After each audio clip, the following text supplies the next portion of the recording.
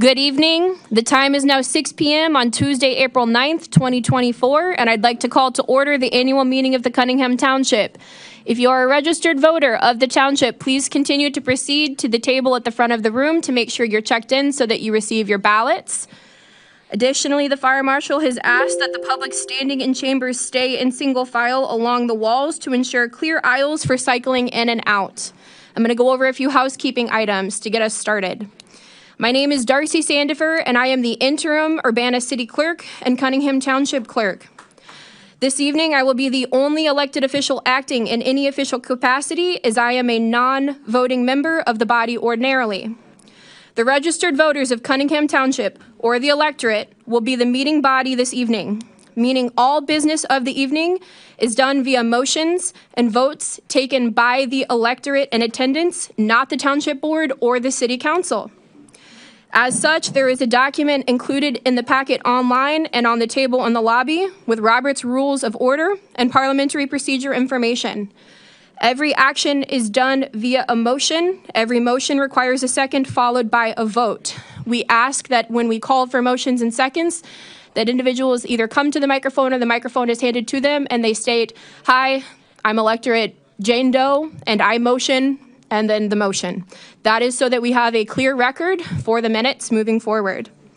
There can be a discussion and questions for every item that requires a vote, but only one person may speak at a time. We ask that anytime you wish to speak, you do so into the microphone at the front of the room so that those watching from home may hear you and so that we maintain a complete meeting record. Items of business will be passed by a simple majority. Votes for the majority of the agenda items this evening will be done by a show of hands holding the pink ballots issued to the electorate from the check-in table here at the front of the room by the Deputy City Clerk and City staff. So please do not mark your ballots until we are at that point in the agenda so that they are blank and you can just hold it up showing that you are a registered voter and that you are voting in favor of hypothetically approving the minutes. Votes for the 2 referendum advisory questions will be done via a ballot following a motion and a second for each individual item. Ballots will be submitted here at the front table and the labeled box that is sitting behind them will bring it to the front. The 2 referendum advisory questions before the body for a vote this evening may not be amended, and the decision this evening is simply a vote in the affirmative or negative if they shall appear on the ballot in November as advertised on the agenda. There is more information about referendum advisory questions and that process, both in the document provided on the table from a previous meeting of the township, in addition to the handout that the township supervisor has handed out this evening as well. So there is further information about that process. Given the large number of people in attendance, we ask that those who are able to stand surrender their seats to those who are unable to. Additionally, during the portions of the meeting where the votes and motions are required, which is all portions aside from public input, we ask that the public assist in cycling in and out of council chambers in coordination with the fire marshal at the doors to ensure that the registered voters are able to fully participate in the voting process within council chambers. The meeting is being streamed on the TV in the lobby as well as online and on cable, and the public is welcome to attend. We will again call for cycling through in order for all who wish to provide public input at that designated time. We want to ensure all are able to participate fully, so please bring any concerns to the attention of staff. And with that being said, I think we can probably get moving towards the first items of business on the agenda. And again, the Deputy City Clerk will remain at the table throughout the duration of the meeting to assist in checking folks in who may attend after the meeting has been called to order. So the first item of business before the body is approval of the minutes from April 11th, 2023. So moved. Moved by electorate. Can you state your name, please? Moved by electorate Danielle Chenoweth. Perfect, thank you. Is there a second? Can you please come to the microphone and state your name for the record with your second, please? I apologize. We're still working out the logistics. Sam Froyland seconds. Thank you. Is there any discussion or corrections to the minutes as presented We will not be reading them because they are provided in print. They are both online and were on the table out in the lobby. We'll give a moment to review.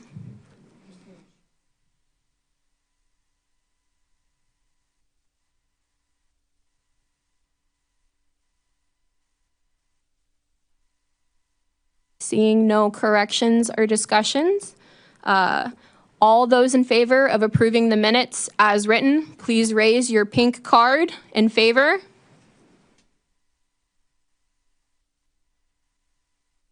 Okay. All those opposed, please do the same. That item passes.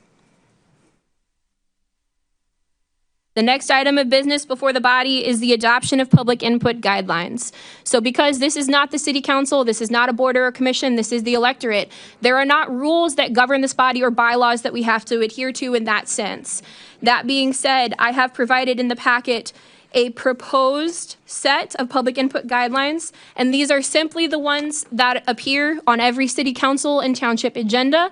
The only change that has been made is I amended the email address for written input to read city clerk instead of city council, because this is not a meeting of the city council. Written input is also accepted up here through the duration of the meeting. We have papers for it, and it will be included in the meeting record. That being said, there needs to be a motion to consider these public input guidelines in a second, should this be what you want to adopt. Clerk? Yes, yes. So, as the clerk stated, the electorate determines the rules of this meeting, and there is proposal for the rules on 2 pieces of paper. The clerk has provided the rules for public input that are used by the city council. The supervisor, but today I am just the electorate in this case, have proposed 3 rules. I will read what was on the piece of paper so that you can see what is proposed. The annual town meeting is meant to be a decision-making body for the registered town voters, although members of the public, meaning non-registered voters, people outside of Urbana, are welcome to attend. In the interest of providing the town electorate the broadest opportunity to speak and vote, with an eye to accommodating seniors, parents/guardians, and people with disabilities, I propose the following rules for adoption by the electorate, and I have attempted to circulate this to you, and there are copies in the back. 1, any qualified voter can speak once per agenda item for up to 3 minutes per voter per item. 2, any qualified voter may submit their ballot to the clerk at any time from the time the motion is made and seconded until discussion is closed and the voting time is ended. 3, public input, which is open to non-residents as well as voters, shall be moved to the end of the meeting and shall be limited to 3 minutes per person for no more than 1 hour. Public input may be provided in writing, which the clerk will then publish as part of the public record. If I may, just for a point of order and for clarification, I recommend that we consider the public input guidelines separate from the proposed rules so that if amendments are to be desired, it's clear. So 2 separate motion seconds and votes. So the one that I'm going to call for first is the public input guidelines, which is the rules that are appended to city council agendas that states the standard 5 minutes per person, no more than 2 hours, the standard guidelines. Is there a motion to that effect to adopt the public input guidelines as they're proposed? I move approval. Is there a second? Could you please state your name? Is there any discussion or question about the proposed public input guidelines? 5. 5 is the standard. At city council, we have a separate thing in council bylaws, which is separate from public input, that provides that should there be more than 25 persons wishing to speak, the chair may limit public speaking to 3 minutes a person, still at the 2-hour mark, in favor of more individuals participating. I did not provide that because this is not the city council and we don't have a chair, we have a moderator. But you are also welcome to propose amendments to the public input guidelines as written, including the 5 minutes and 2 hours. I move to amend the motion Two. to add the 3 rules that Danielle Chenoweth proposed and cut the period of time of speaking to 3 minutes per person. Esther Pat. Second.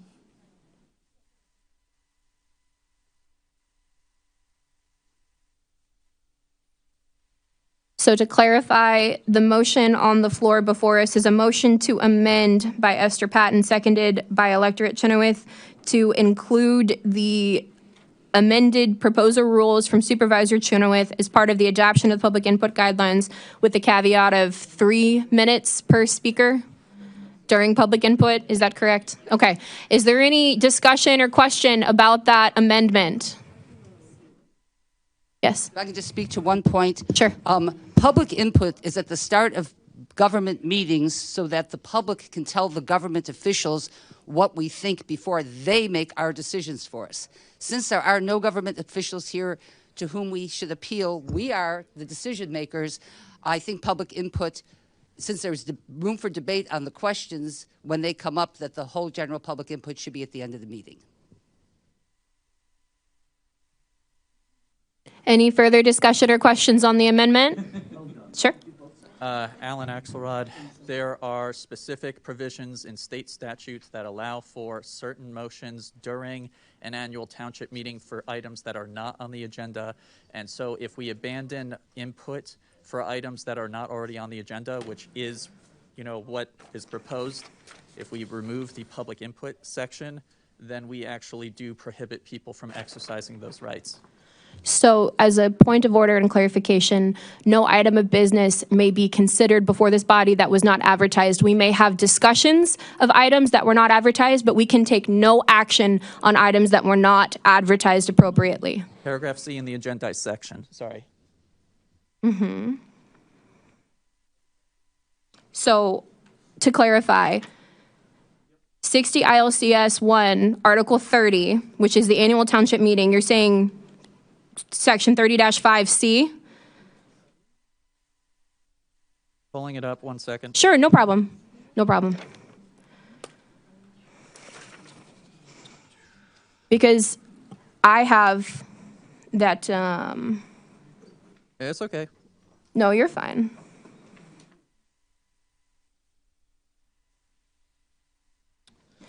Section C, additional agenda items. Any matter or proposal not set forth in the published agenda shall not be considered at the annual meeting other than advising that the matter may be considered at a special meeting of the electorate at a later date. So no final action can occur on items that were not previously advertised this evening. Correct, other than advising. Correct. So we can have a discussion about them, but we cannot take action on anything not advertised. Right, that's the state statute language Correct. I'm Yeah, referring to. as I read, yes. Yeah, okay. Thank so you. we're in agreement, great. Sure. I would also add to that in response that if public input is the last item of business and items are wished to be added or for discussion, that could still occur after public input is concluded. I don't see why that couldn't occur. So I believe that we can still honor that. So again, the item before the body is a motion to amend the public input guidelines to include the proposed rules from Electorate Chenoweth.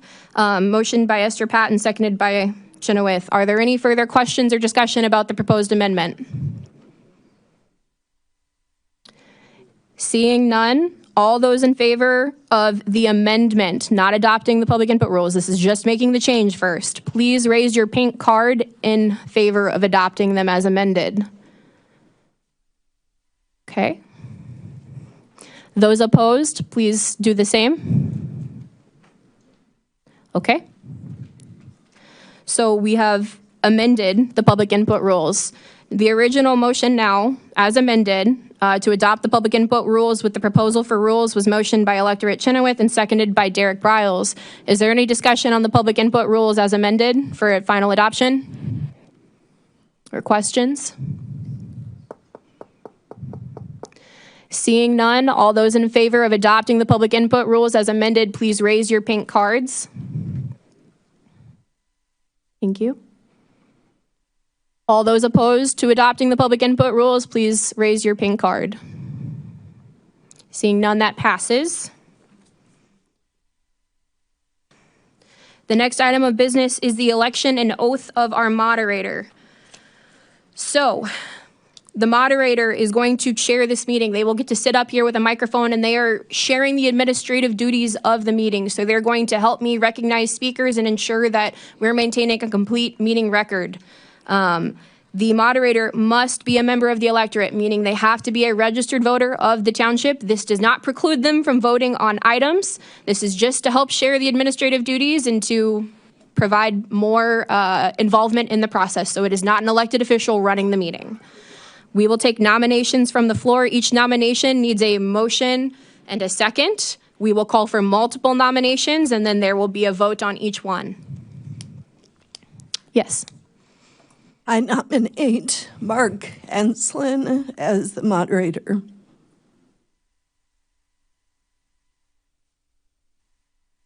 Is there a second? I second. Please state your name. Alrighty, so a motion to nominate Mark Enslin by Electorate Chenoweth and Diane Gottile. Can I speak to the motion? Or Yes. Okay. I have spoken with many folks on the issue before this body, and I am very happy that you are here. Welcome to Township. This is your township. In speaking with various interest groups around the referendum this evening, I wanted to seek a moderator who has experience in facilitation, specifically in intergroup dialogue, and has a long track record of being fair and able to navigate process. I asked no less than 20 people to do this. There is only one person who accepted this offer.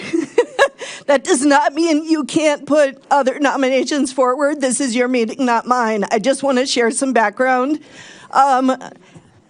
Many folks were out of town, and there were a number who really wished that they could play this role because intergroup dialogue is really important, that we be able to come together and have discussion together as a community. So Mark Enslin is someone I've known for 35 years. He's an educator and an artist and a music composer, and he runs Inner Voices Social Theater with Lisa Fay and Jeff Glassman and others in the community he teaches on campus. Specifically, that theater group is about helping folks in the campus and community have difficult conversations. So I thought that he may be appropriate for this evening. I certainly welcome any other nominations, but I wanted to put his name forward. Thank you. And does Mark Enslin accept the nomination? Okay. Are there any further nominations from the floor for moderator? I believe I have to ask again. Are there any further nominations from the floor for moderator? Seeing none, the motion on the floor is to elect nominee Mark Enslin to be the moderator for the duration of the town meeting. This was moved by Electorate Chenoweth and seconded by Electorate Diane Gottile. Are there any questions about the motion on the floor? Seeing none, all those in favor of electing nominee Mark Enslin to be the moderator of this evening, please raise your pink card. Okay, thank you. Those opposed to nominating Mark Enslin to be the moderator of this meeting, please raise your pink card. Alrighty. Congratulations, Mark. If you would please come up here, I will administer the oath.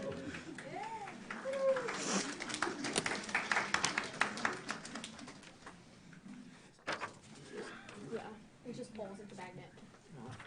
I'll have you sit next to me. You can turn on the mic. Because we can see everything up here.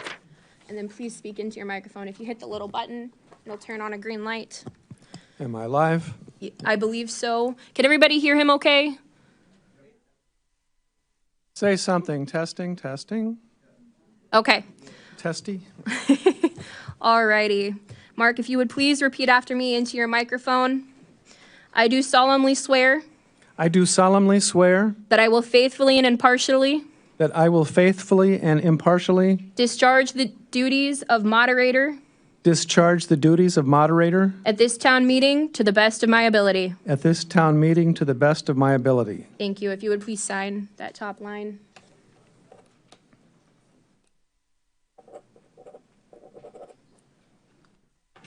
Thank you.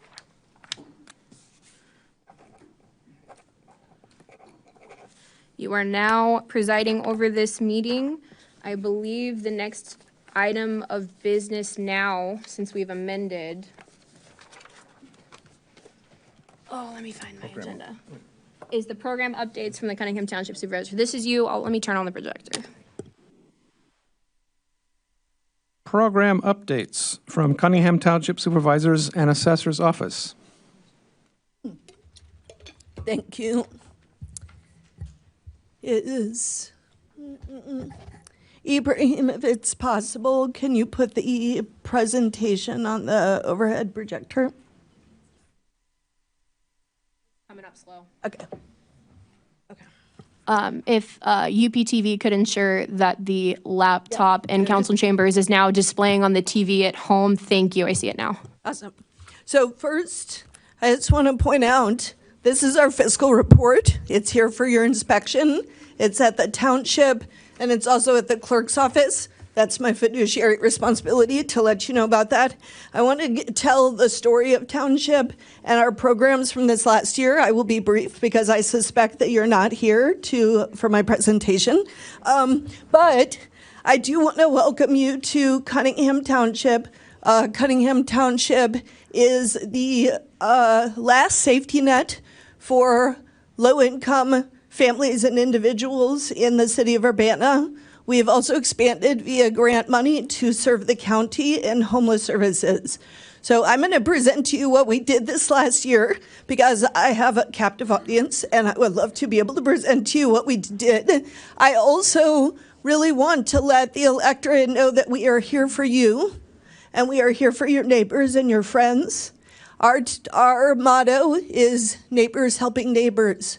And so when we think about public aid, we don't think of it as us and them. We think of it as all of us. We are living in late-stage capitalism. Don't know if you noticed that. But essentially what that means is a demobilization of labor power.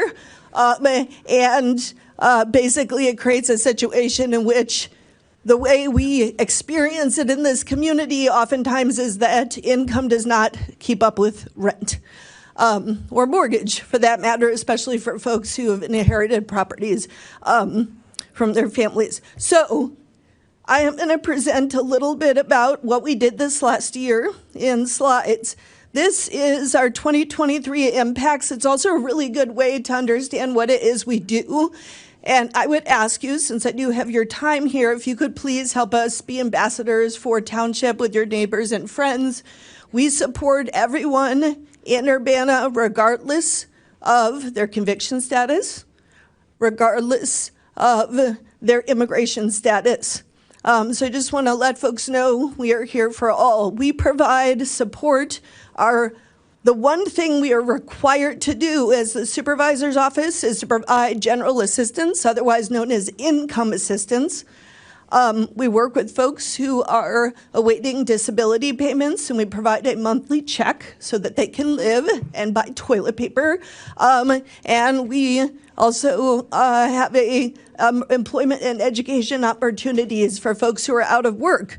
You may probably know that we had almost 200 folks on that during the pandemic who are waiting on employment because the unemployment office literally was not functional and the website would not work. And so we provided bridge payments for people who are out of work.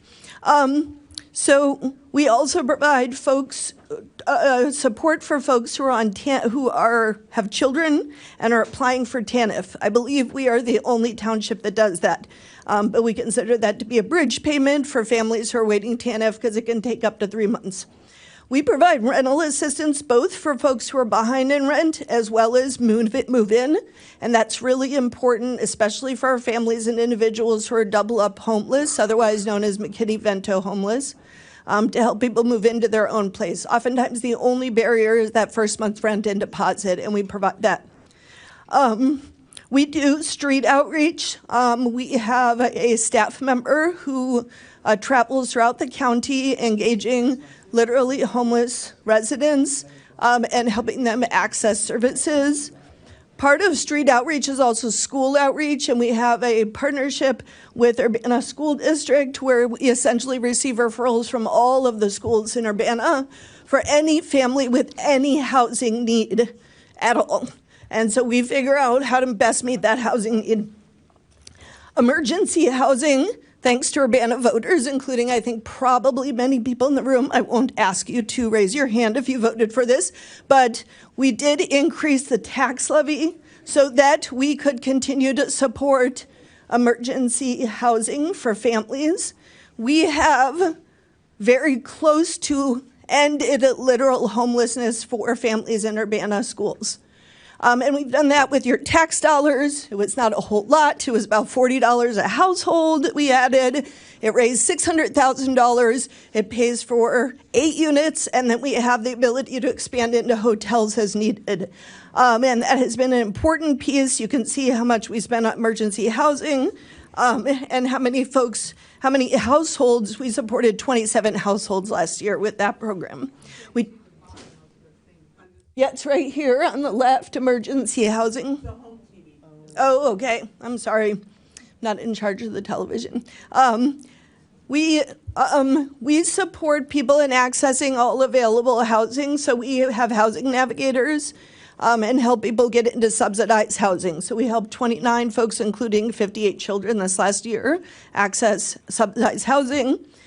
We provide food support. If you ever know anyone who's having difficulty accessing food temporarily, permanently, please have them call our office so that our food assistance navigator can help them access food. We do with help from the Channing Murray Foundation and Hope Food Pantry and Wesley Food Pantry, we help to deliver food to people who can't get to food pantries. So we can do that. And we do not ask for a bunch of paperwork. We just ask, do you have the need? And we will take care of it. We provide transportation support. We do a lot of bus passes each year and bus tokens. We have a digital inclusion campaign helping people access phones and internet in the home. Utility support was this was our biggest year for utility support. We had a lot. We basically support Urbana residents who are shut off. So I will not tell you how many times we got called in the winter with someone with their water completely shut off with children in the home, and we paid to have their water bill turned back on. We also do that with power and make sure that people keep the lights on. And we have an angel donor fund. This is how much we brought in, $33,000 last year from 56 unique donors. And we use that to cover things that are not covered by other assistance. Okay, that is the broad overview. I will be brief around the next, but I wanted you to know who we are because 7 years ago when I started, May of 2017, we supported 25 folks. And last year we supported about 4,000 or 5,000 people. So I would like you to please use your township.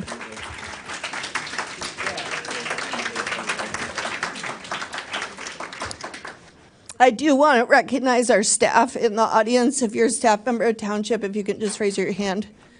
Jenny's here. Yep, I appreciate you. Okay, financial report. I just want to show our income and expenses. You'll see for the first time in Township history, we bring in grants. This last year, we brought in about $337,000. The year that we're in now, we brought in closer to about $700,000. So we're trying to augment our dollars with dollars from the state. I just want to point out a couple of things because sometimes I would say we are a community of contrasts with a professional class and a service class, and sometimes never the twain shall meet except at, at the bar. And so I just want to point out unemployment rates and what they look like in our community. You can see the pandemic is that huge bump, but you can see that we have not necessarily gotten back to normal, so to speak. Here's general assistance going back to 1998. You can see the dollars spent on assistance. So rent, medical, general assistance. Thanks to the ACA, we do no longer have medical assistance. So it's primarily rent, emergency, and general assistance. I did want to show you what our assistance counts look like in relation to county poverty, which is the orange line, and national poverty, which is the purple line. You might notice that we're poorer than the nation, and that we've seen an increase in poverty, especially since about 2004. National poverty has stayed relatively consistent. Cases have been all over the place, but you'll see in 2017, we brought assistance rolls back. We had a huge bump around the pandemic, and they have dropped since to something that's closer to historic averages.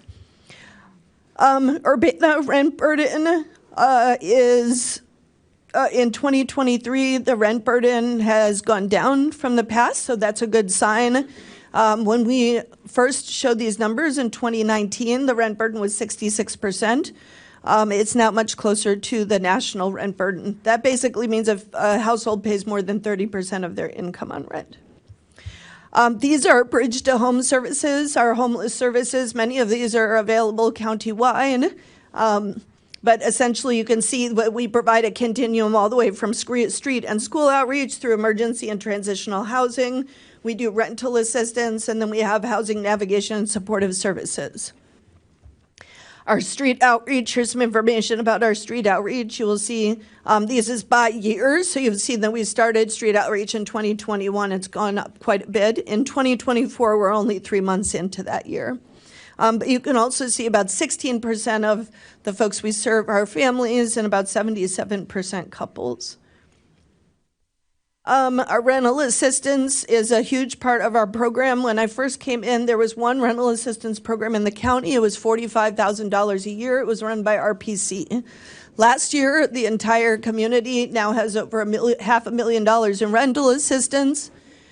We have a rental assistance consortium between the City of Champaign Township, Cunningham Township, and Regional Plan Commission. We cover the entire county in rental assistance, and we have given out almost $800,000 in rental assistance to date. That is all to prevent evictions and to support homeless families moving into housing.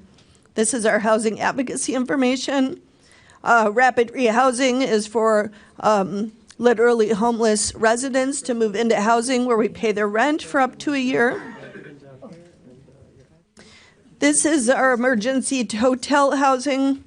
So you can see that we have an overall program success of 87%. School outreach, we talk a little bit about our outreach and assessment. This is an important part of us reaching out to families within the school system. What we were finding is that we would find out families were getting evicted when it was too late to do anything. So that's why we're going into the schools to see if we can basically find families who have precarity before it even gets to the court system so that we can address that issue. This is our Cunningham Township Bridge to Home emergency housing. And you can see about 62% of the folks that we've supported are children. I will say, if you want to end violence in our community, one of the most important things that you can do is to safely house children. We have an angel donor funded program where we provide housewarming assistance to homeless residents to furnish their homes. We provide vouchers to Habitat for Humanity Restore and Salt and Light, and that's been a really popular program. So we've spent $17,000 in angel donor funds helping people move into housing. What we found is we would help people move into housing, and then we would get a call, and they would say, I am sleeping on the carpet. I don't have a blanket. I don't have a pillow. I don't have a bed. And so we started this program because we wanted to make sure that people move with dignity. Utility assistance has become really important. Raise your hand if your utility bills have gone up in the last year. Okay, so the impact on low-income residents has been obscene. And we've seen a very, very high number of people facing shutoffs, much higher than we have ever seen before. And so we're carefully monitoring the situation to address it. Right now, we're paying to keep people's power and water on. We also refer people to other programs within the community. Sharing table, also known as our bucket brigade. We started during the pandemic as a literal bucket brigade, helping bring masks and safety supplies and food to people who needed to shelter at home, who might be immune compromised, who might be afraid to go outside.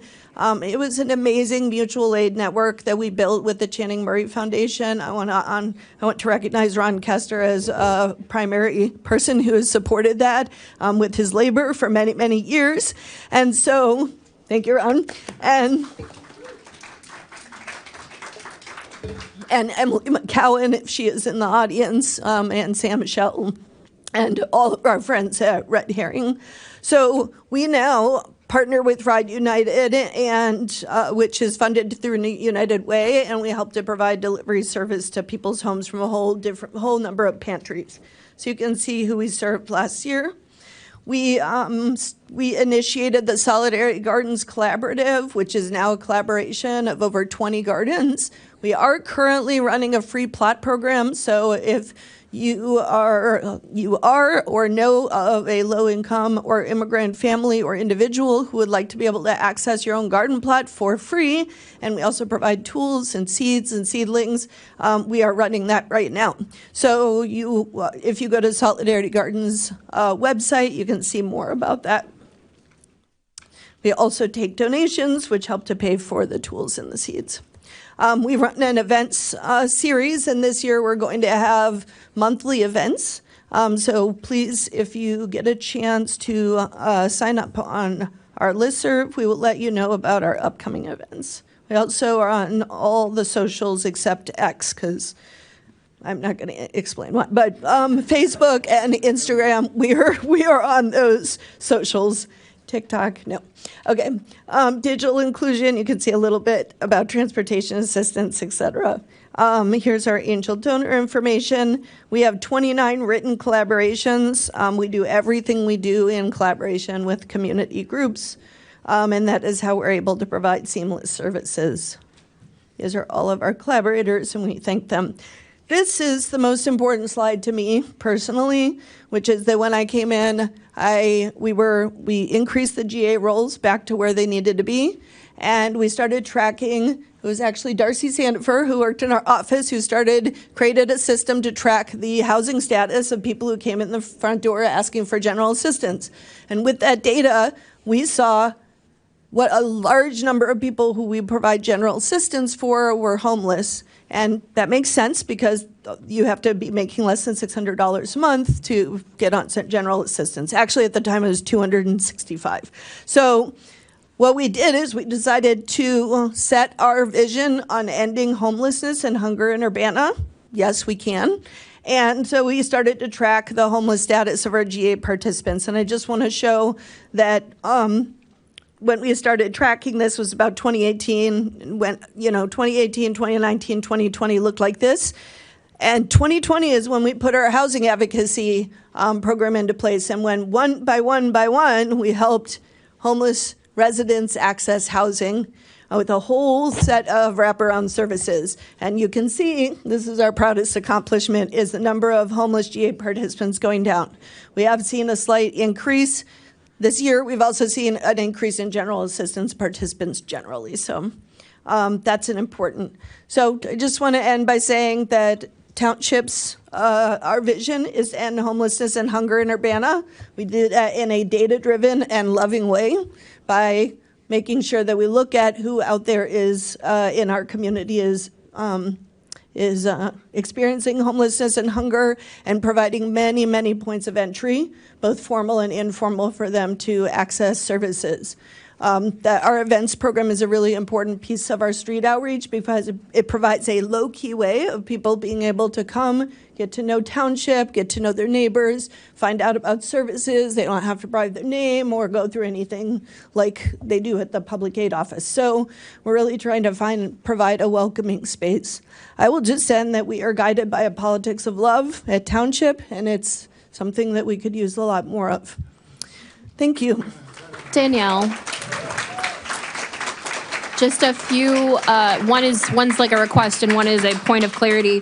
Can I request a copy of these slides be shared with the clerk's office because I can then add it to the published packet for this meeting so that those in attendance and those at home can go back and look at these slides after the fact? Absolutely. Perfect, Yep. okay. And then the second thing was a question. On the agenda as prepared, was this presentation combining items 6, 7, and 8 in total? Yes. Perfect, thank you. I'd like to be efficient. About items 6, 7, and 8. I am. It is a presentation, and I think we can take questions, correct? Okay. So, I'm happy to answer your questions. any questions or comments about this presentation?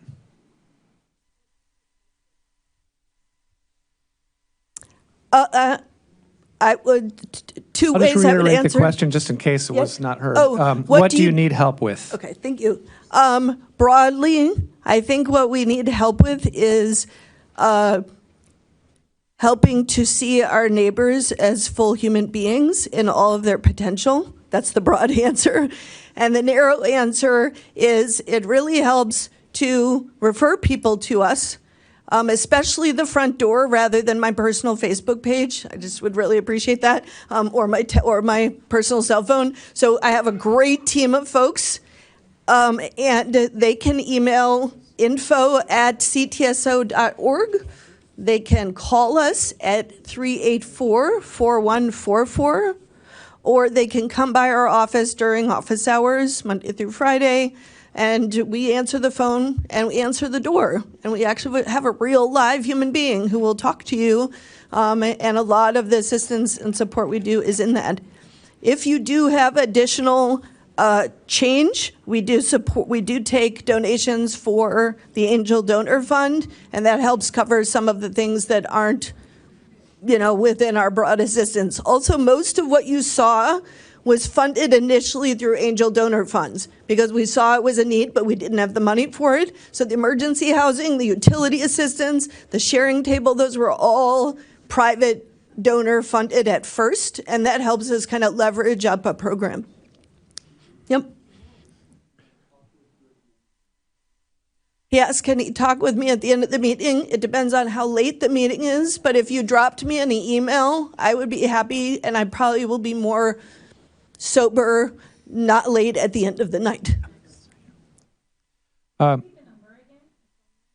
it's 217-384-4144. You can call any time, day or night, and leave a message, and you will get a call back the next day, most likely, unless it was a torrent of voicemail. So you can always leave a voicemail, or you can call during business hours and get a live human.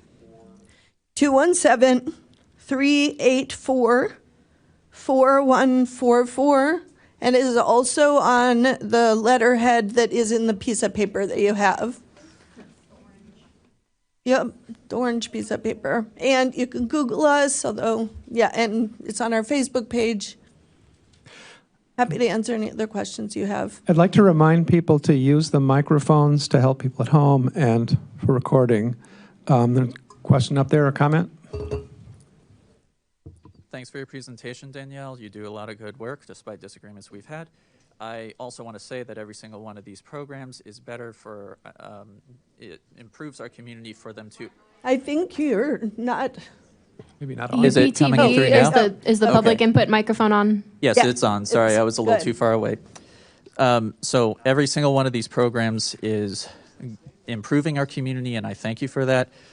2 years ago, I did ask you if the rental assistance program's requirements of having twice the income of one's rent was a state policy versus a local. You had replied that it was a local policy.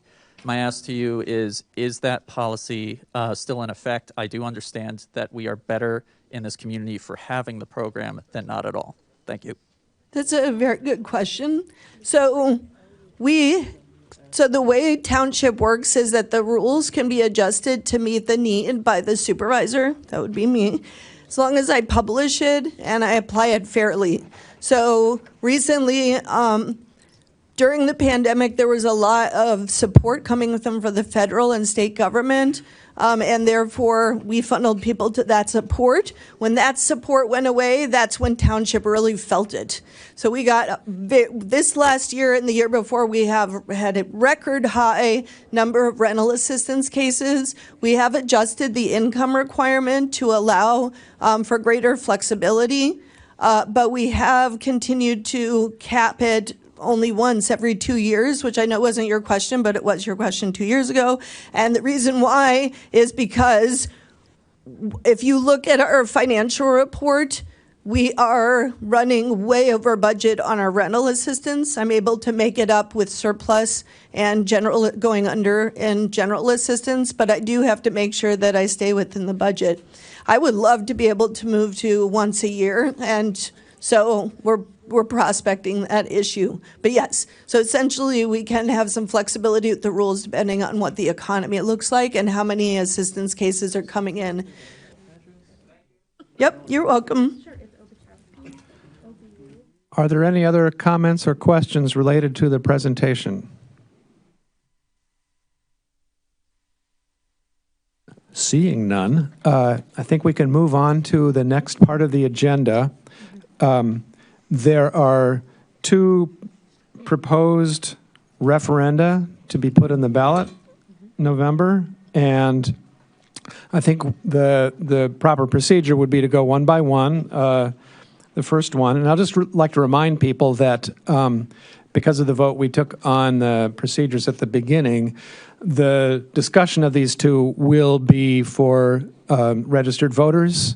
And I'll remind people that there's public input, including anyone who wishes to speak. They'll be later on in the agenda. So the first one of these, this is the question to us today to try to figure out. Shall the following advisory question of public policy be placed on the ballot for submission to the voters in Cunningham Township, in Champaign County, in the state of Illinois, for the November 5th, 2024 election? Quote, shall the city of Urbana adopt a policy whereby the city shall not invest in any fossil fuel company or any subsidiary, affiliate, or parent of any fossil fuel company? Question mark. So if there's anyone who wishes to move on this, or considering this matter, please come forward. State your name, please. Alan Axelrod, I move that we consider this matter. Is that appropriate? Yes. Thank you. I will second that motion. Thank you. Would you state your name, please? Deborah Hollenberg. Thank you. So is there any discussion?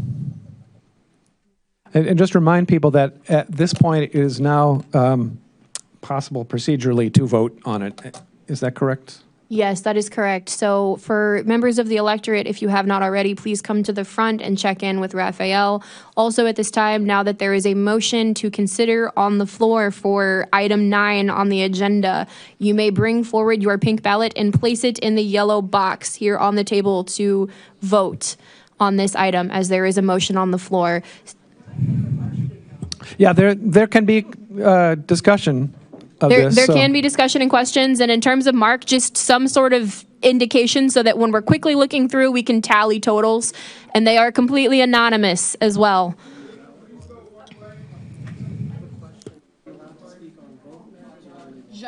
You are only allowed to speak on the matter currently on the floor, which is item 9 at this time. Yes. So if you wish to speak on multiple agenda items this evening, you will have the opportunity to do so, in addition to public input. Yes.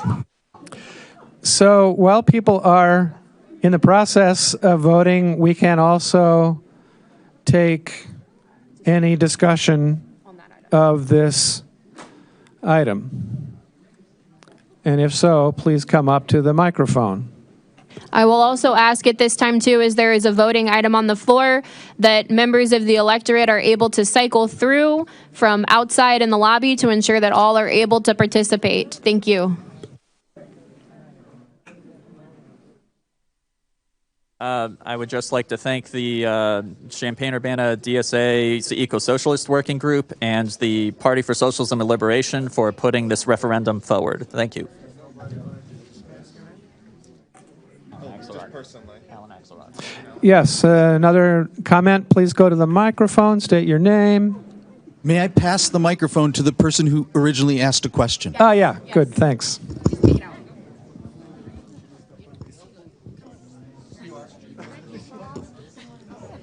My name's Marcy Goldstein. And first, before I ask my question, I think having the questions during the voting is inappropriate because the answer to the question could affect how somebody votes. So my question is, does the City of Urbana, or Cunningham Township, do they currently have any interest in any of these fossil fuel companies? So as this is a meeting of the electorate, there are not representatives prepared to speak to these items, and I will also remind that these are non-binding advisory referendum questions. The decision before the body this evening is to consider whether the electorate wishes that these items appear on the ballot on November 5th. We're not deciding if we want them to do it. We're deciding if we want it to go for a vote before the public on the ballot. Okay, thank you.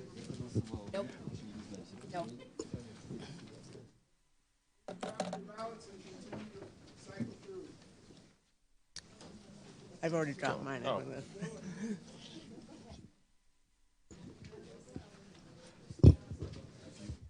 Discussion is still open on this motion on the floor. A question. Yeah, no, I understand.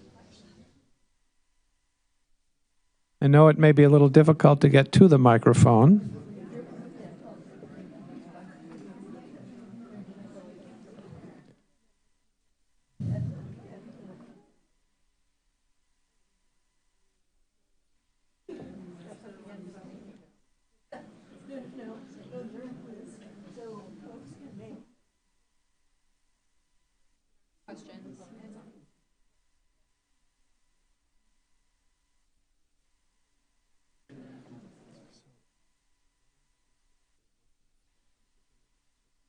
Correct at this time, and we're going to say, like, this is the final call for votes, and then we'll tally them and move on to item 10. So if I wanted to vote, I should vote. You should vote now. Okay. Yep. Yes. We'll separate it out. Well, look, we have, if you looked at them, they had different borders so that there's a really clean visual identifier that they're different. So we should be able, when we're going through them, to set it aside if it's something different. Yep. Understood. Thank you. There was a question asked if someone accidentally put their vote for 10 in there, if it'll still be counted, and I said yes, because the borders are visually different. We'll set it aside for that time.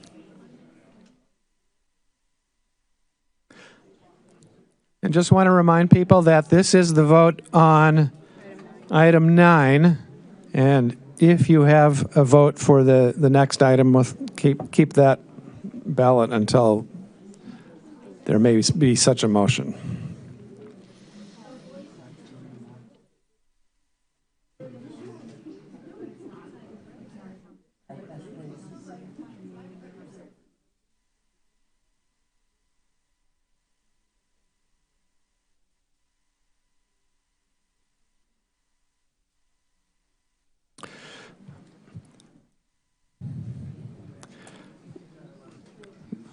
So this motion is still on the floor, and I'd just like to reiterate if anyone has anything they wish to speak to in discussing this motion.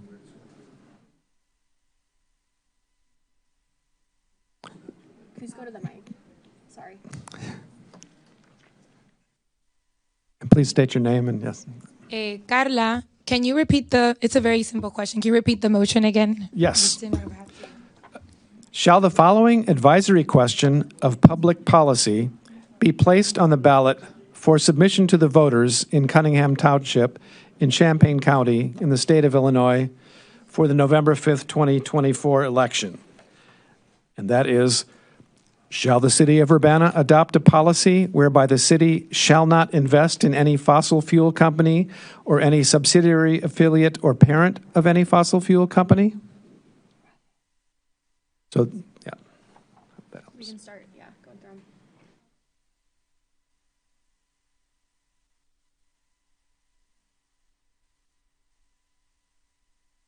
Ask for your help in this.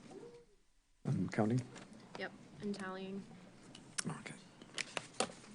Okay. Yep, so 2 yes. 4 yes. 5 yes. 7 yes. 8 yes. 9 yes. 10 yes. 11 yes.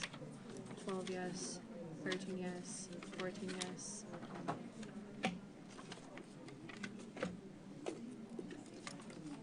15 yes. 16 yes.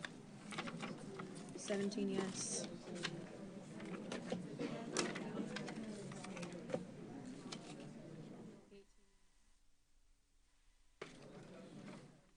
19 yes.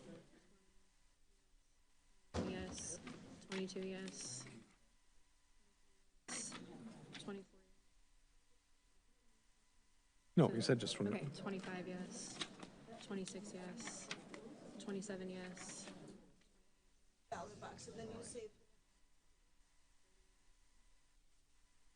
Yes. 31 yes. 31, you said. That's a no. Oh. Did you just? Oh, yeah, someone just put in a ballot. Okay. So 31 was a yes? Or we had 31? 31 was a no, I believe. Oh, okay. So this is 31 yes. Okay. 32 yes. All right. 33 yes. 34 yes. 35 yes. 36 yes. 37 yes. 39 yes. Oh, wait, 38? 38. 39. 40 yes. 40 yes. 43 yes. 44 yes. 45 yes.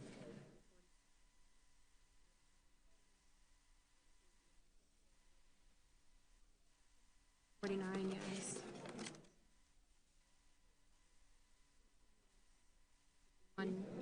51 yes. 52 yes. 53 yes. 54 yes. 55 yes. 56 yes. 57 yes. 58 yes. 59 yes. 60 yes. 61 yes. 62 yes. Yes. 64 yes. 65 yes. 66 yes. 66 yes. No, that would be not 67. 67 yes. You already did 66, yes, so this would be, next would be 67. 67 yes. Okay. 68 yes. 69 yes. Yes. 71. 72.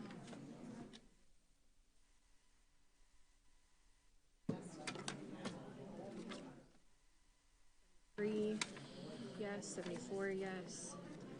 75 yes. 76 yes. 77 yes. 8 yes. 79 yes. 80 yes. 1 yes. 82 yes. 83 yes. 84 yes. And no. I have 1 no. Okay. 2 no. 3 no. 4 no. 5 no. 6 no. 7 no. 8 no. 9 no. 10 no. 11 no.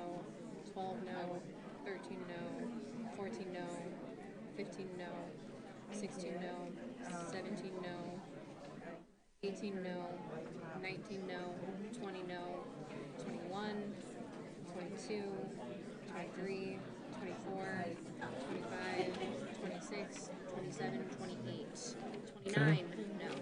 Okay. Okay, so we have 84 to 29 for Raphael.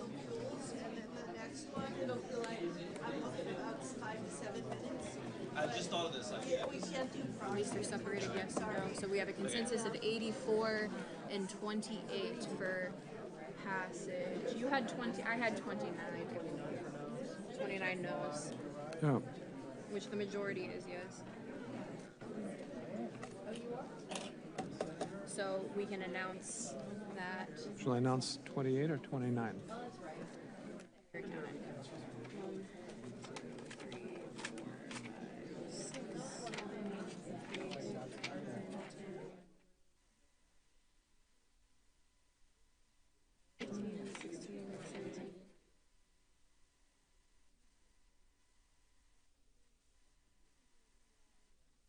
27, 28, 29. Okay. So I announce that, and Yeah, so you'll announce that there were 84 votes in the affirmative and 29 votes, and that this passes. I can announce the results of that vote. There were 84 votes in the affirmative and 29 votes in the negative, so that motion passes.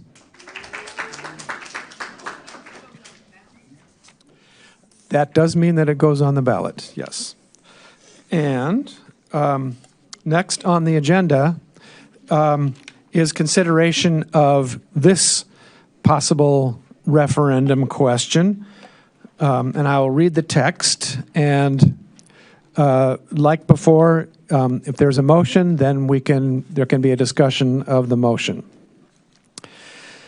Shall the following advisory question of public policy be placed on the ballot for submission to the voters in Cunningham Township in Champaign County in the state of Illinois for the November 5th, 2024 election? Quote, shall the United States federal government and subordinate divisions stop giving military funding to Israel, which currently costs taxpayers $3.8 billion a year, given Israel's global recognition as an apartheid regime with a track record of human rights violations?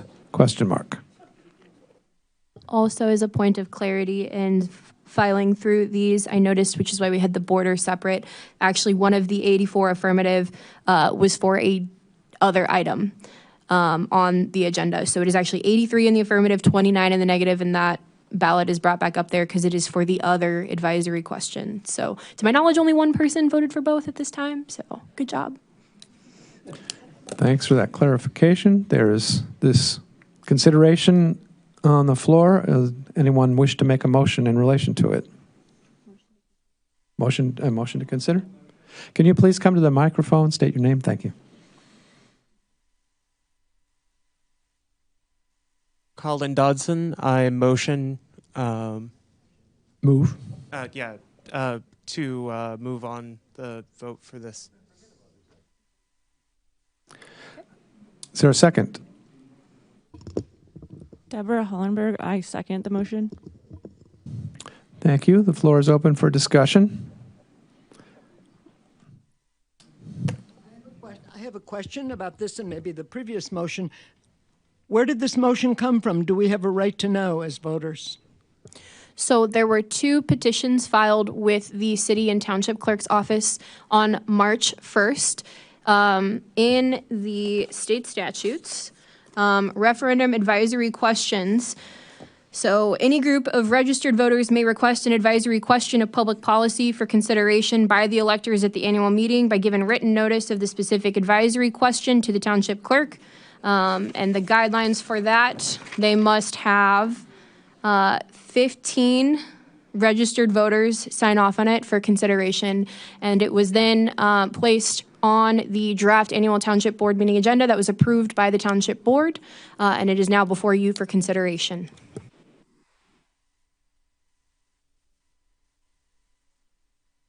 If there's any other discussion, please. Yes. I have a question. Yeah. I'm Sana Sabuwala. I'm an Urbana resident. Is this the time that I can talk about what I think about this? Yes. You can speak for up to 3 minutes per agenda item. There is also an opportunity for public input, so your comments need to be limited to just this item. Okay. But yes, I'll start the timer.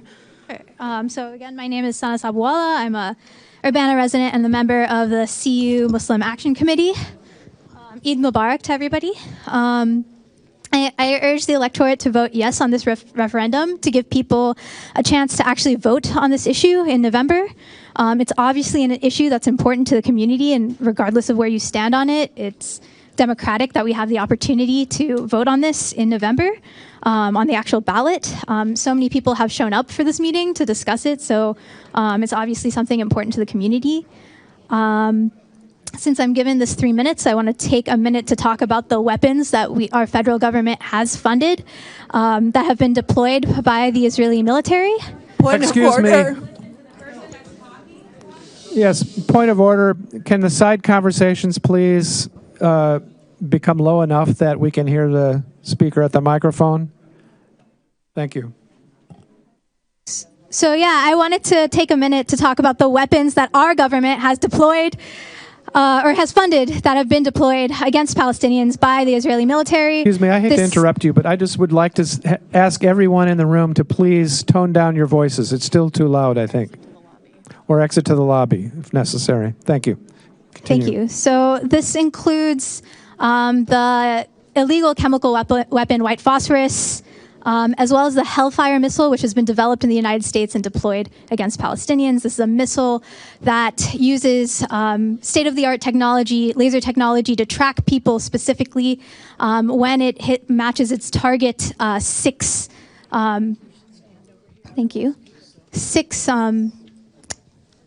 sharp implements come out of the missile. Its purpose is to maim and hurt people. This is what our government is funding instead of things like housing, schooling, food. This referendum doesn't necessarily end the $100 million in bonds that the state of Illinois pays towards Israel.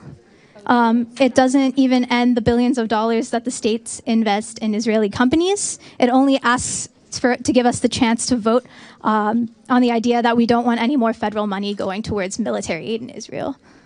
Thank you. Next, please state your name. Okay. My name is Audrey Ishii. I'm a resident of Urbana. This referendum would be okay except for the extremely leading and debatable clause which serves as propaganda to lead the uninformed to the patently obvious right answer. This renders the entire result invalid. This would never pass scrutiny as a survey. This referendum is the logical equivalent of one touted by a presidential candidate, which would be as follows. Given that migrants crossing our southern border are recognized to be thieves and rapists with a track record of criminality and welfare expenses that are costing the U.S. taxpayer billions of dollars annually, should the U.S. seal the southern border and refuse all further assistance? This, if we wish to indicate our disapproval of military aid, that would be fine. However, adding a blatant piece of propaganda to an official ballot is one step towards fascism, which we are already seeing on the national stage. And therefore, please reject this referendum. Urbana is better and smarter than this. Thank you. Please state your name and your comment. Thank you. Hi, my name is Lila Leopold, Urbana resident, and for many of the same reasons that the women before me just spoke, but twisted in a different. All right, how's this for sound? Yeah? Okay. Yeah, even if the exact wording of this text is not to your liking, I still urge you to consider the greater ramifications and the step that this moves us towards actually thinking about where our tax money goes. So I would seriously, woman before me and everyone else in the room, ask you to consider that this was submitted last minute, right, as a last resort. It is not perfect. It is not perfect grammatically. It might not have language that you fully agree with, but you need to dig. I am speaking. You need to dig closer and deeper into the substance of this and think about you're asking our neighbors to put their taxes towards weapons that are killing their family members. And you're asking them to do this in my name, which no one in my family or my ancestors approve of. So we cannot ask our neighbors to pay their taxes to kill their family members. And I do not appreciate this feedback from the front row. I'm really trying to just urge you to see where this is coming from. And also, please. I'm sorry. I paused your trying to pause your time.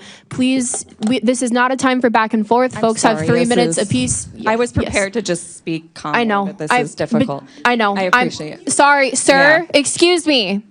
This is a time for 3 minutes apiece for folks to speak to the item on the floor. I'm going to restart the timer. Thank you. Point of order, clerk and moderator. The rules of the township annual meeting state that if someone continues to be disruptive and speak over people who are speaking, the moderator has the ability to ask for their removal. I would please ask us to not have to go to that point. This is a free speech space. We would ask you to please allow people to speak their 3 minutes without heckling or responses. So I'm asking you if you can follow the protocol that we agreed on. 3 minutes. I'll restart your time now. Okay, can I stand over here so I can see the timer? Yeah, thanks. Hi, my name is Lila Leopold. I'm an Urbana resident. I've lived here since 2015. I have Holocaust survivors in my family, so I speak to you today from that side of the spectrum as well. And again, am simply urging us to consider that even I think everyone in this room has already voted, but I'm still going to say this anyway, that even if the wording, right, on this referendum might not be perfect, it might not have all of the language that you desire, it might have, a word that drives you up the wall right away for no reason, but we need to, at some point, get beyond these pieces of language that continue to divide us and try to tap more into our common humanity for the sake of our town, for the sake of living with each other in this wonderful town that does all of these wonderful things that the Cunningham Township was saying before, right? That this should be our focus here, to take care of each other, to take care of our neighbors. And a massive step in that, right, is at the very least not asking anyone to pay their taxes towards weapons that are killing their family members. And I cannot believe that anyone could possibly give me a thumbs down to anything that I've just said.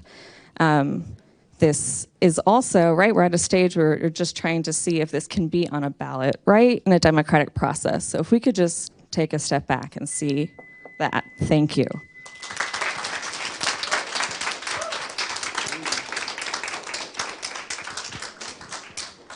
Go ahead, hello. Steve. My name is Josh. I'm an Urbana resident. It's not so much that this is imperfectly worded, it's that it's inaccurate. First of all, so the military funding that the United States federal government provides with Israel is in the form of a grant. This is not, as it is commonly stated, a blank check to Israel. It is financed through the foreign military, where is it? I have my fact sheet all ready to go. Yeah, so it's provided through the Foreign Military Financing Program, and what this does is it provides Israel with a grant to purchase U.S.-made weapons in America, basically putting that money back into the U.S. economy.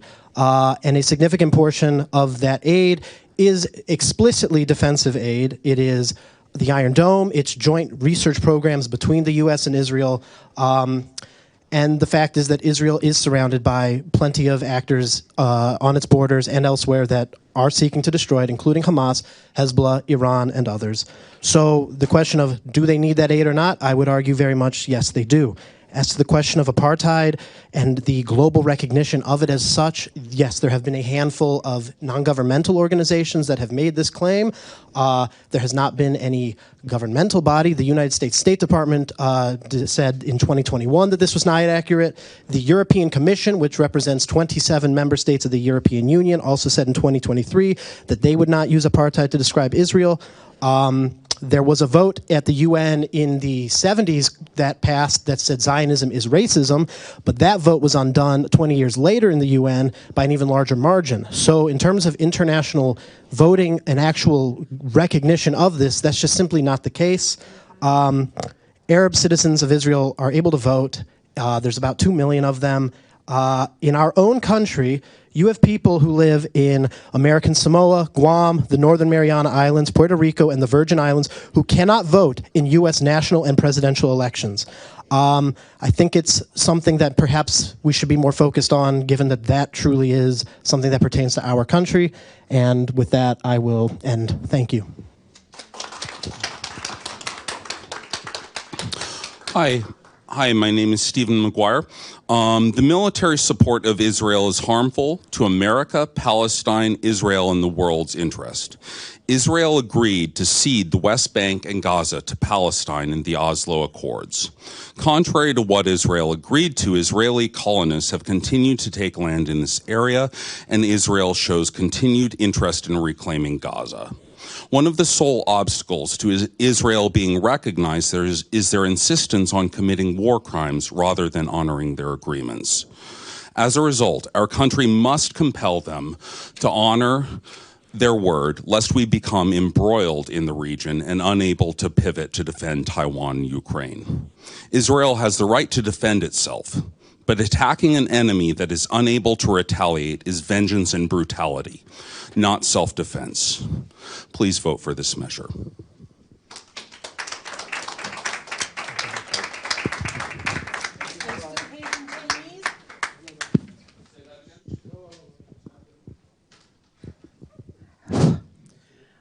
I'm appalled by this whole attitude. May I ask you to state your name, please? Olga Tumanova. I have been a landlord in the Urbana, paying taxes, not voting.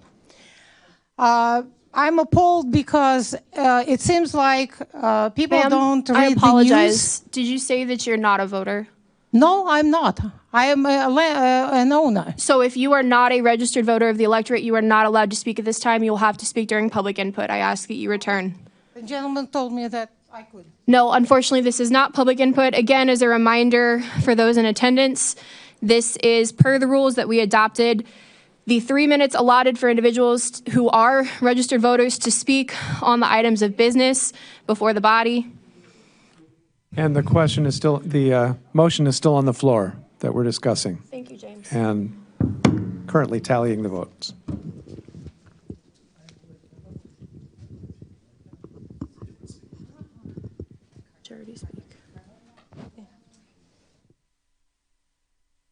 Want to speak first?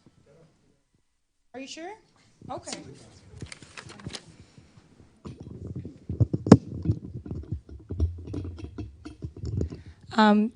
Yes. Good evening to everyone here. My name is Carla. I have been living in the city of Urbana for the last 5 years, and now in August will be exactly 5 years. I'm a proud licensed teacher and also a social worker in training, and I'm very glad that we're having this very exemplary example of, or moment of democracy in this building. I want to explain why I am voting yes for this referendum question, and why is it imperative for all of us to reconsider, as one of our colleagues has said, of how their ancestors are being used to fund this genocide. I will recall what Danielle mentioned in her point about how this township exactly tries to fight for homelessness and hunger. Palestinians are living with 245 calories a day. That is basically a little bit more than an Oreo packet, according to the Oxfam. Israel has displaced millions of Palestinians and have left 67 of all homes right now without operations at this point. Let's think about all the money that we can be using in this city to actually have more homes for the people in the city of Urbana, to actually feed more people instead of literally killing every single Palestinian at this point. And I will also clarify for the individual that spoke about Puerto Ricans and people in Guam and the Mariana Islands, I'm Puerto Rican born and raised, and it's completely false to actually say that the U.S. as an empire doesn't practice more democracy or is more democratic to those people than the state of Israel, because they're both two settler colonies. In Puerto Rico, the Israel bombards cities and schools. The U.S. shuts down our schools. The Israel bombards universities because right now there's no universities in Gaza.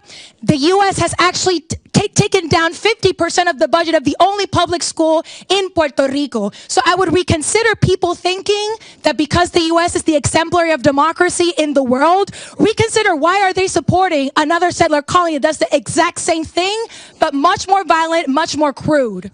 So we need to reconsider our standards and think about what type of society and what type of country we want to live in, and reconsider that just like the U.S. is a settler colony, Israel is also a settler colony, and all settler colonies and empires go to an end. And we need to rethink about what type of society we want to see today in this country, which is one that feeds people and provides housing, not that kills people and displaces people. Thank you.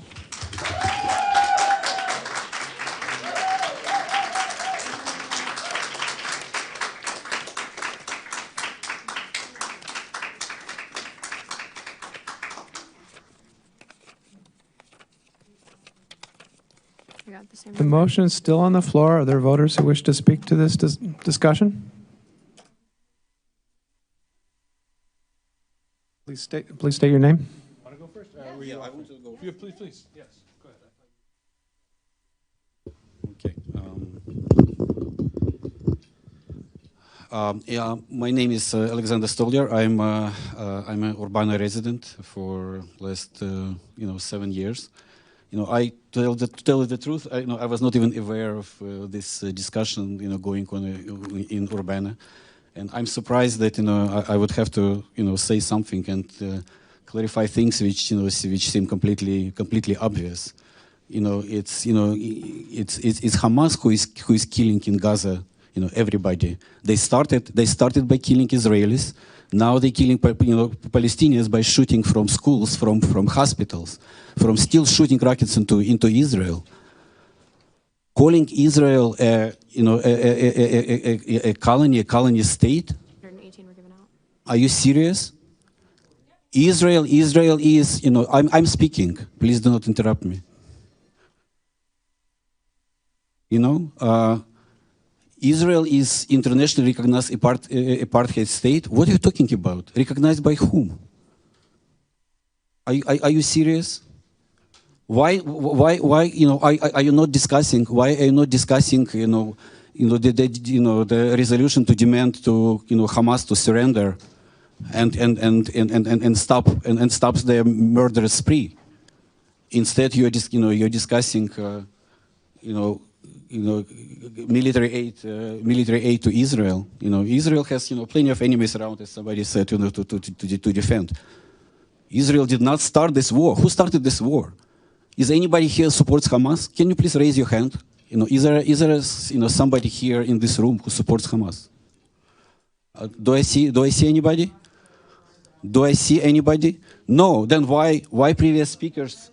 Why previous speakers? Yeah. Military Israel uses grants to buy U.S. military equipment to defend themselves. It has Hezbollah in the north. It has I'm not going to talk about geopolitics here. Okay. This is blatant anti-Israeli language. I find it ridiculous that this is even discussed.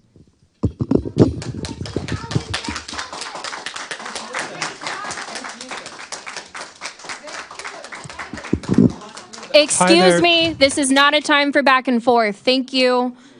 No, I'm sorry. I have reset the timer for 3 minutes. The next speaker is allowed to speak. Thank you. Hi there. My name is Ben Jocelyn. I'm an Urbana resident. I was born here. I am, over and over again, I wake up every day reading the news and learning about more people who've died with the weapons that I've paid for in Gaza. It's not a lie. In fact, that's how I wake up every day.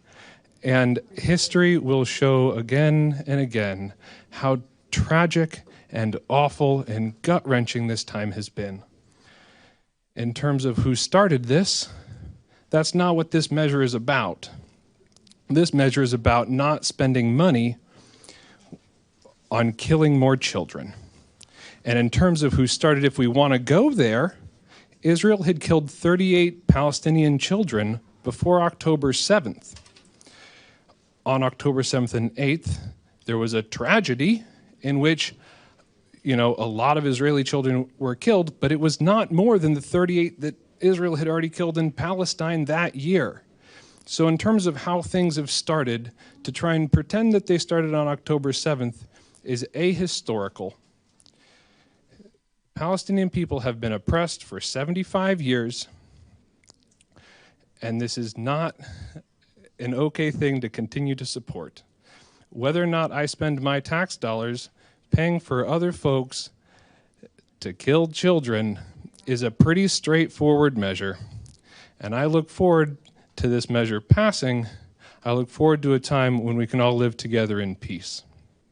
It's not complicated. There's so much emotional complication. There is so much history that is hard and will be hard to figure out, but it will not be made easier by a continuation of this conflict.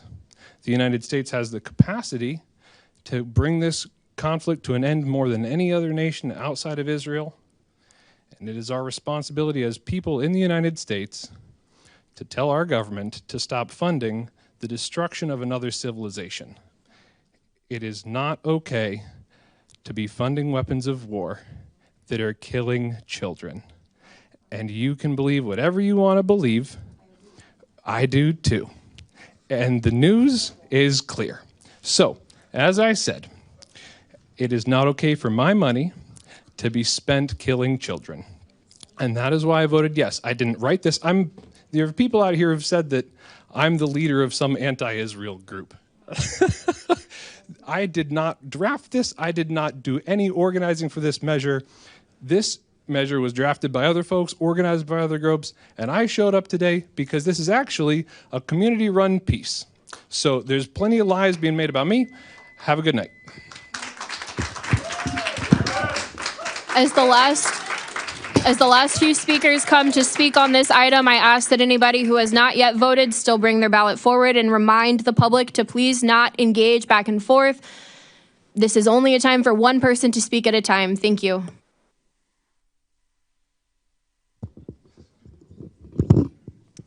Hi, my name is Jordan. I am been an Urbana resident for, I don't know, maybe like 10 years. I've been here for school, lived in Illinois my whole life.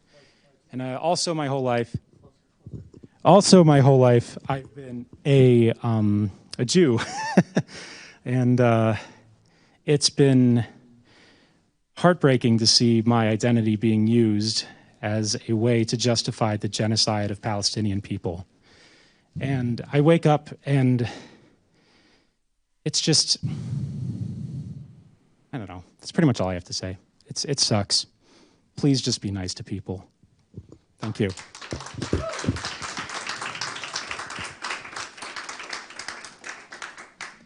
My name's Alan Axelrod. I am a bar mitzvah. My great-grandparents' generation was obliterated in the Holocaust. And when people were wondering where the alt-right came from, people were educating themselves again on what fascism looks like, what are the stages towards fascism, which is a more nuanced thing than many people talk about at protests and such, and I don't blame them for it. Dehumanization. Now, I have a position on this issue that, with folks in this room here, we're in visceral disagreement on it. Let me tell you a little bit about my family. My cousin, Jordan, served in the reservists during this war in the North. My family donated blood to support him and troops like him. I don't want people to be killed. That's a very simple thing. We live in a very complicated world.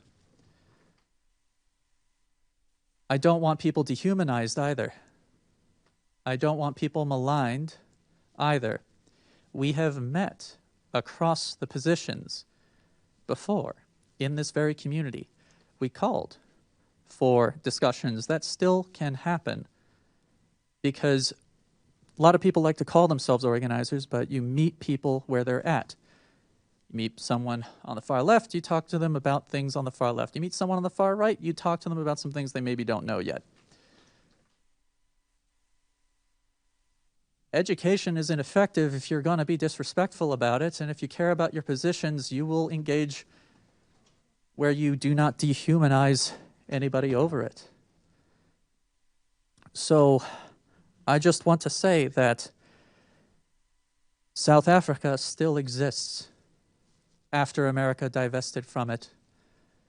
Please know that your family will be safe if America ever divests from the state of Israel. Thank you.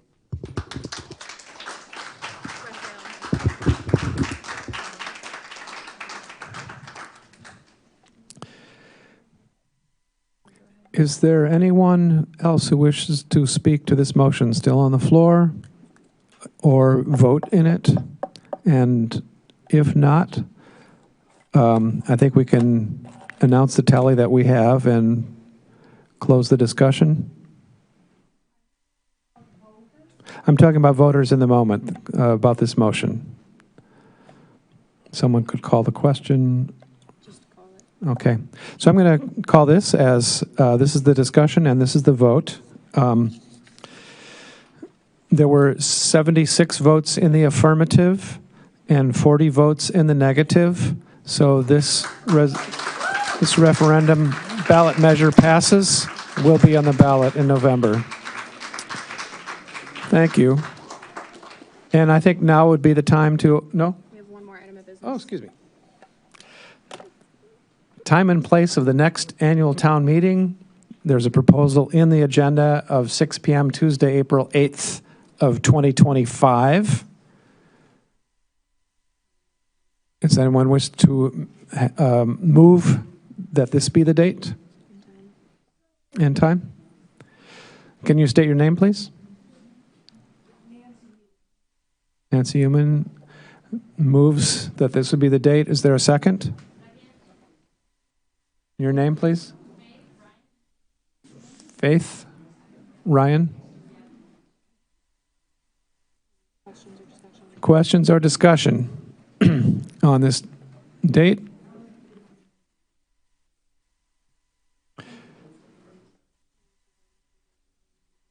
Oh.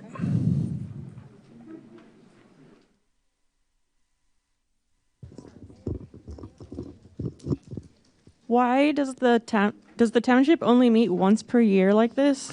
This is an annual meeting. I'm sorry. Yes, so the annual township meeting, which is this meeting of the electorate, meets once per year, and per state statute, it is supposed to be the second Tuesday of the month, starting no earlier than 6 p.m. The township board meets at 6:30 p.m. on the second Monday of each month, but it is not this function. The city council serves also as the township board, so it is a standard board meeting. So those are the second Monday of every month, but this only occurs once a year. Any registered voters who wish to vote in favor of this motion?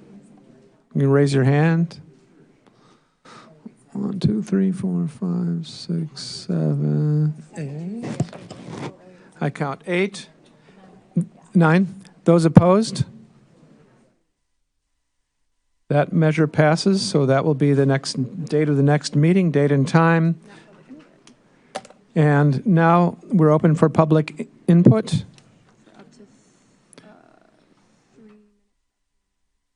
So each person, by what we voted on at the beginning, has 3 minutes to speak and up to 1 hour total. And please state your name. Thank you. Okay, I'm Yuri Barishnikov. I'm resident of Urbana. I'm not entitled to vote because I'm an immigrant here. And I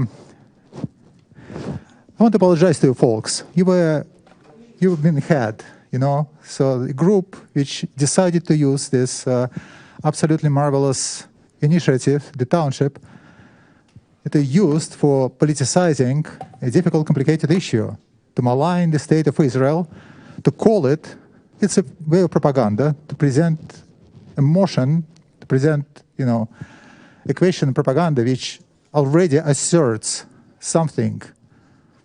So you were used, and I apologize for that. I'm sorry that you're living in a town where people like this exist. But you know, for the next year, on April 8, I can propose several resolutions. I can ask you whether we want to provide military sales and humanitarian assistance to Pakistan, which is about to expel 2 million of Afghani living there. Are we there? Are we going to keep assistance and trade and good relationship with India, which severely suppresses Muslims in the Jammu and Kashmir? Are we ready for that? Speaking of apartheid, Palestinian inhabitants of Israel, many hundreds, thousands of them, have no rights whatsoever. Their professions, their ways, you know, trades which are close to them, they're just legally not allowed to take some jobs. So we're talking about Israel as a apartheid state and not mention once those huge, massive human rights violations. What's the difference between Pakistan, between India, between Lebanon, and the Jewish state? I'll tell you. The difference is the Jewish state. I'm not accusing all of you being anti-Semites, but definitely there are some people who are. So yeah, there is a lot of agitation there, and what drives it? Find an odd man out. That's the state, the Jewish state. The people are willing to enable Hamas if only it allows them to hurt Israel. I cannot understand that.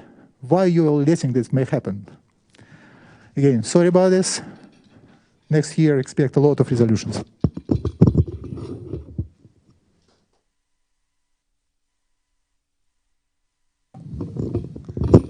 Olga Tumanova. Like I said, I'm appalled. It's as if we have access to internet and other people don't. And most of them don't read, don't think, don't listen to what's on the screen. 9/11, all Americans were united because we were attacked by Al-Qaeda. And only friends of Al-Qaeda were dancing in the streets of New York that day. Everybody else was against Al-Qaeda and approved all the measures American government did to eliminate those bastards. The same thing happened in October in Israel. On the 7th of October, a wave of sadistic killers split into Israel to kill peaceful people. Totally peaceful people on Saturday, having a Saturday. And they raped, and they killed, and they ripped bellies open and beheaded babies and their mothers. And they did incredible sadistic things. And after the first wave of heavily armed people came the civilians that robbed and killed and raped just like the first wave. And as if it didn't happen, as if it didn't start the war, as if Israel doesn't have the right to defend itself like America does. All these people are speaking about now. How about 7th of October when 1,500 people were eliminated for nothing, for no fault, in their beds? Yes, the war was started because of that. And it was absolutely justified. And America interfered once before, and Hamas was not eradicated, unfortunately. And huge billions of dollars were pumped into that area, and they built all those tunnels and armed themselves and came back at Israel with double force. And now America is trying to stop them from defending themselves again. And it will keep happening in the future, and more people will be dying because the bastards, the terrorists, the sadists, the killers are not eliminated. It's amazing that we're trying to stop America from selling armaments at the cost of Israel to defend themselves against the wave, the sea of hostile countries around that tiny little country that wants to live. And the fact that we were placed last. Your time has ended, ma'am. Thank you. Does anybody else wish to address the body with public input?